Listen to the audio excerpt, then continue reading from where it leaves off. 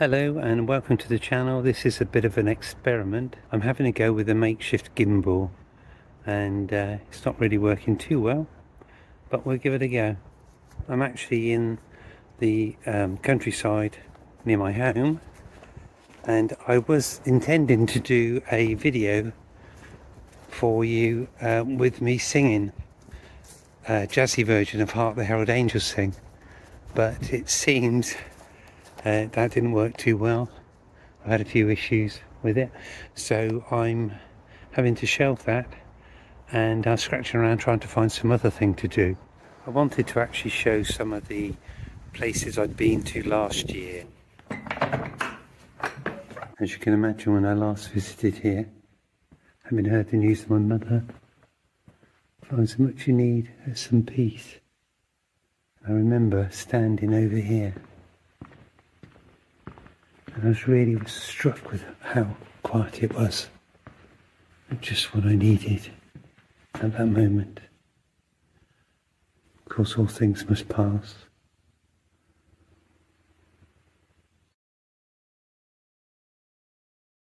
Well, while I'm waiting for Jenny, the church warden, to turn up and let me in, I thought I might as well film a bit more on the exterior. There are also two medieval mastels, both on the south side, but one is now hidden by the roof of the Priory Centre. The original roofline can be seen on the tower and nave. The turret clock in the tower was built by J.B. Joyce & Co. of Whitchurch in 1180. That's brilliant. Thank you ever so much, Jenny. I really appreciate it. So Jenny's kindly let me in. This is a very interesting church. I like the font. Yeah, lovely. Thank you so much, Jenny. And here I am at the end of my tour. I'm by the beautiful door. Unfortunately, I've not been able to get inside today, so I think I'm going to have to abort this one. I'm going to try and fit another church in today instead. Well, the good news is I've spoken to the vicar, and we are going to be able to get access today. It's a silly key because you've got to get just over. Ah, right. And then turn it the wrong way. Oh, okay. It is now open. Ah, that's wonderful. Yeah, I think it's like that for you. Okay. Yeah, thank you very so much for your help. Bye. Have a good day. Thank you.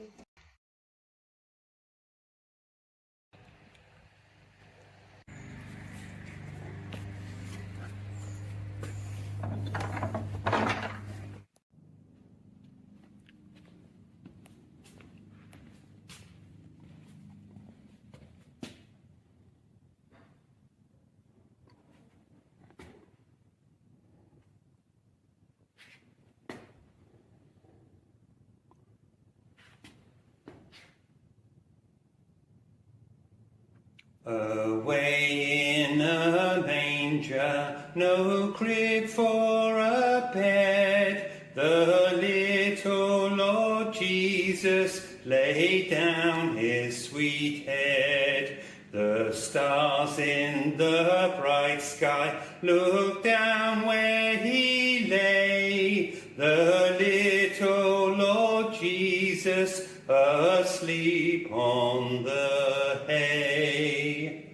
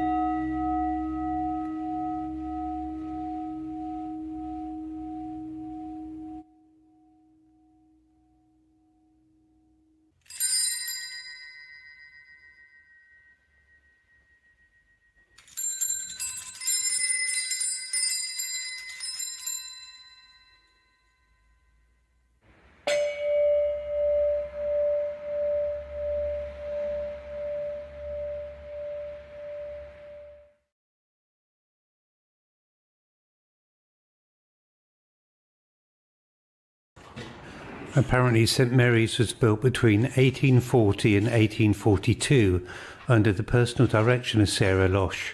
She based the form of the church on a Roman basilica, a rectangular nave with a semicircular apse, a building type that was used by the first Christians for worship and which Sarah had seen on her grand tour of the continent.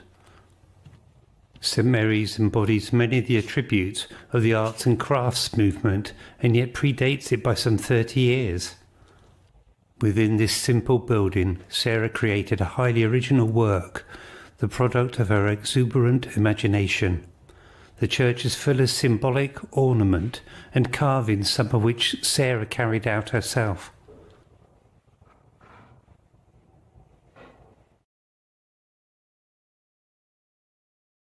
There now follows a demonstration from my wife.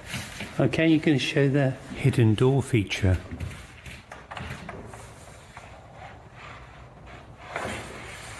Wow.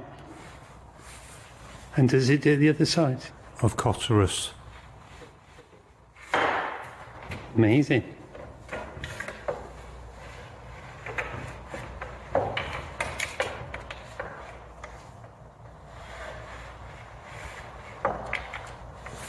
Thank you, my lovely assistant.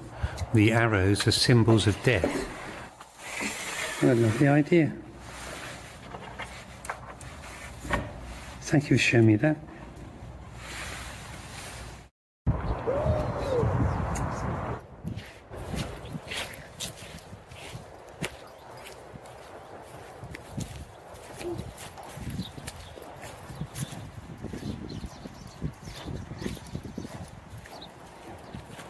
Well, that was the most unusual and magnificent church. It was very kind of the lady to keep the place open for another 20 minutes for me to have a proper look inside.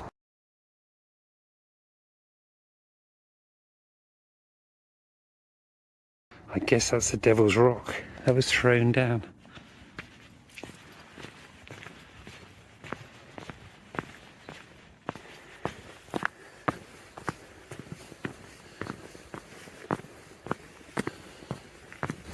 Willy marks on the mud, I think. I can always edit you out. It's welly wet. It's welly wet, it's welly wet. Right. Getting hilly now. There's more than 3 steps to heaven, that's for sure. Another pause, I think, to look at the view. I hope we don't have to walk down the bottom to get the key to get in. I imagine it is open. Looks like my wife's gone into the porch anyhow.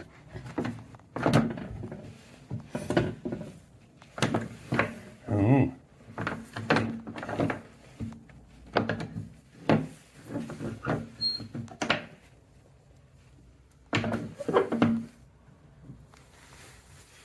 Seems the church isn't open. Dogs with well-behaved owners are welcome in this church. I don't know about breaking rules. So we'll make our way back down the hill.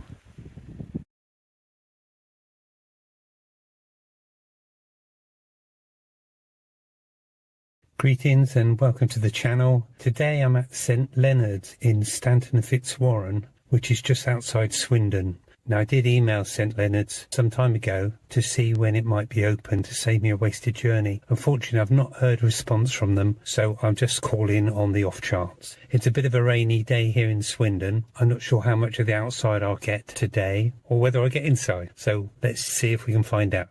Actually, it stopped raining, so I'm thinking I'll get the exterior in now. Buck Church, it's just all tower. There's no nave or chancel to it. There's plastic ladybirds on there. So whether they're ladybird houses, I don't know. Quite like the detailing here, and also the lovely feature of the gargoyle.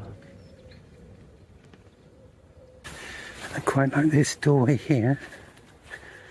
And actually the detailing above the door is quite a bit older than on the other side.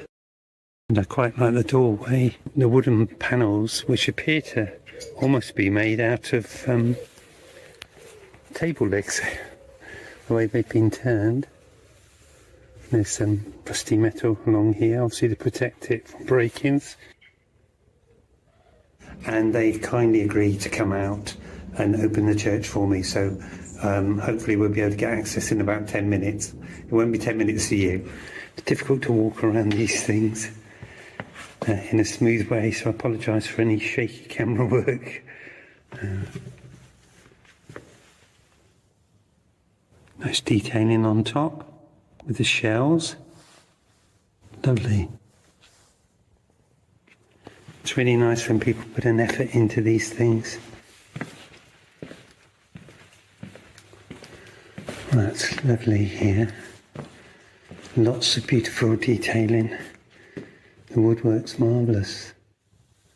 I really wasn't expecting to find such an ornate interior. I imagine it's probably because it's associated with a large house. I haven't read any details yet, but it seems likely that this sort of interior could only be afforded if there was some rich benefactor involved. I just thought I'd take this opportunity to thank Liz and Roger for their kindness in opening the church for me today. It's really wonderful in here. There's so much to see, and hopefully the viewers will really enjoy it. We're in Goring, heading towards St Thomas of Canterbury's church. Lovely. Oh really? Ah. Pictures of it. Oh yes, please, yeah. We got some money from the George Michael Foundation. Yeah, I'm noticing these sort of gold, I think almost like lights or something. So you can put it on setting 1, have just a quiet sound on setting 8. Yeah. All right, yeah, that really kicks out. Those settings. So if halfway through you need to suddenly go loud, you can just press it. It must affect the timing when you're thinking that bit's coming up and I need a different tone to it or whatever. And sometimes you can see the plus minuses there. Oh, yeah. You know, if you press the top one, it will go up a notch. Bottom one, it will go down a notch to sort of get a crescendo effect. Oh, right, okay. I'd heard about Bach walking lots of miles to see Buxtehude, to see him play. What power, eh? You can understand people coming to worship, how, you know, the sound of God or whatever vibrating through the building. I've always said it's like the only instrument where you can play in a whole orchestra by yourself. So thanks so much for that. I really appreciate that, and thank you. Today I'm in a place called East Meon in Hampshire at All Saints Church.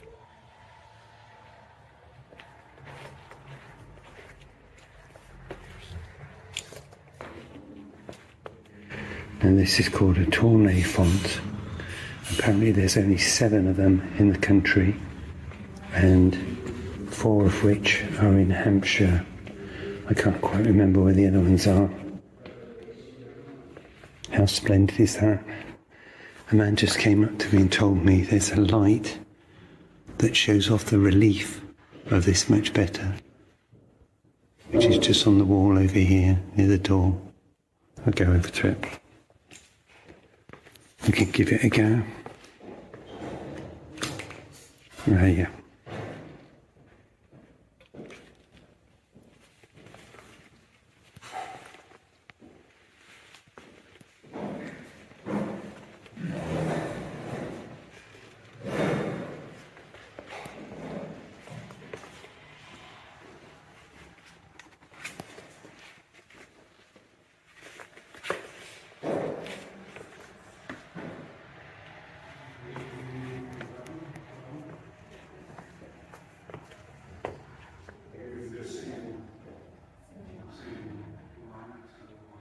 It's amazing.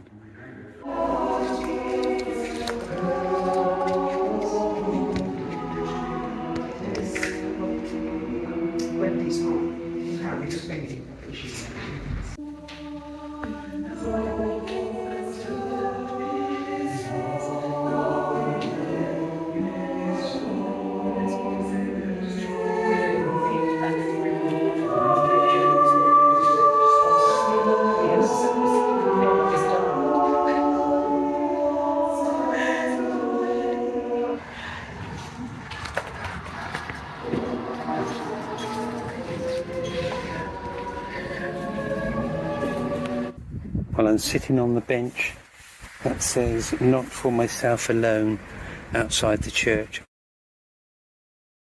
A path that goes nowhere. Feels like that with life sometimes. They put the path over the grave, which seems bizarre, doesn't it? So 3 people buried there, never realised that when they had their last moments on earth, that someone would eventually pave over them. Such is the fortune of life and death, it seems. This is quite interesting. Like a bird bath, really. And they had this wonderful font, wonderful Norman font, that had been used outside in some obscure way. Not his purpose it was put on earth for. If fonts were put on earth for anything, I'm thinking they're human-like, really, I suppose. Well, they had human figures on them, apostles, I think. But anyhow, I digress. Right, now to find the vomiting gargoyle. Got to be here somewhere. Well, he looks concerned, but he's not vomiting. He looks miserable. It looks like that's padlocked. I doubt we'll be able to get in. Perhaps only the spiders can get in at this time.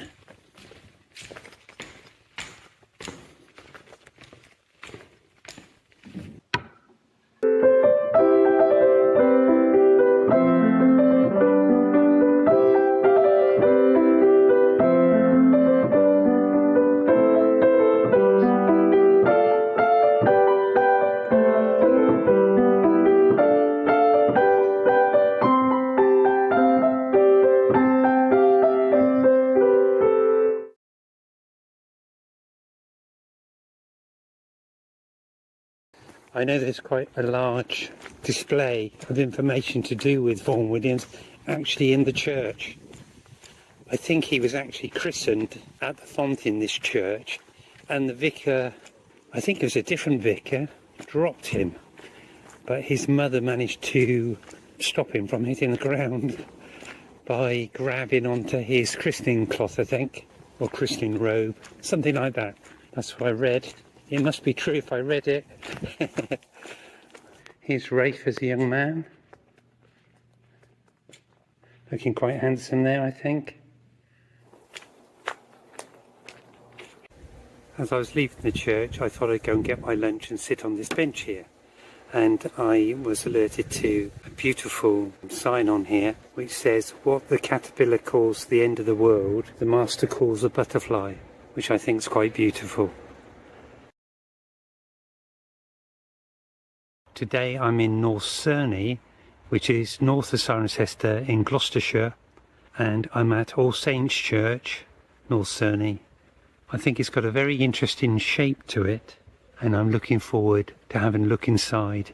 In memory of Peter Goldsmith, Med, rector 1876 to 1908, and Louise, his wife.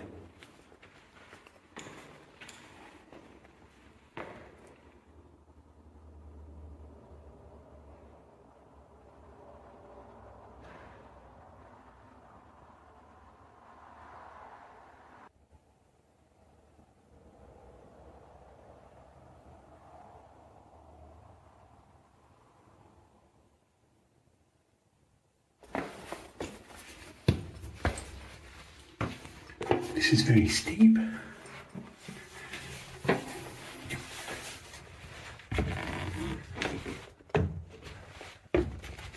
wow. It's a bit easier to see the bosses up here and the yonder gallery. Well, there's a wonderful view from up here, but I'm a bit nervous up here because it's clearly old wood, and I don't want to go through it. I'll try and make my way down these precariously steep steps now.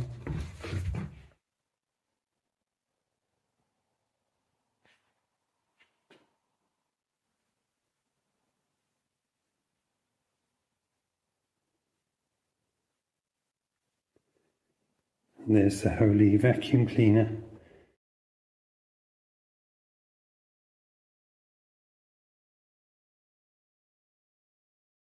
Might be tricky to get everyone in it. I haven't got long enough arms.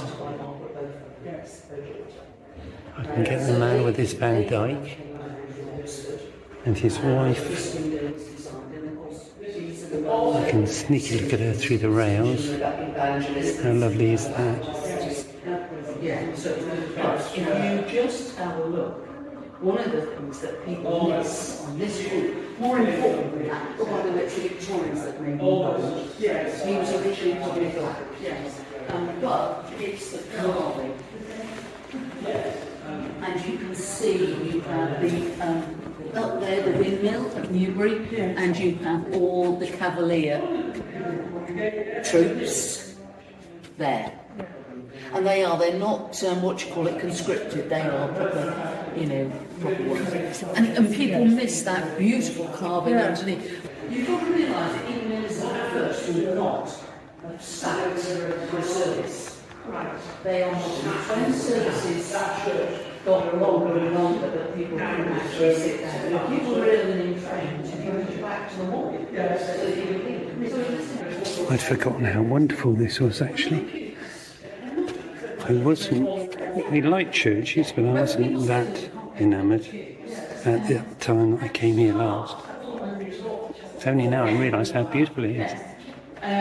Well, this is how this works. This is open to this weekend and the next one.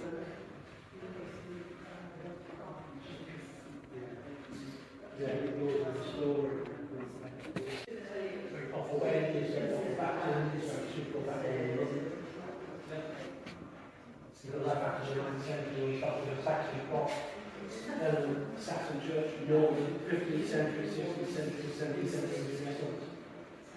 Got all over the 13th, 15th, 16th century, stayed out in the 15th, 17th, 19th century. One of the people I was chatting to is an ex-teacher. She used to teach geography. Apparently she hates children, but she spent a lot of her time with them. So it was quite amusing to hear what she had to say.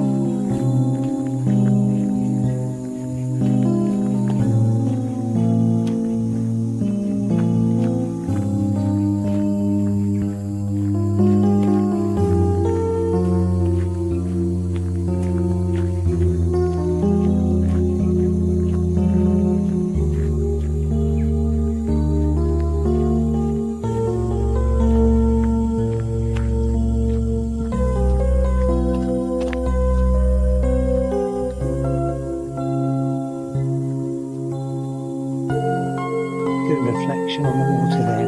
It's quite still.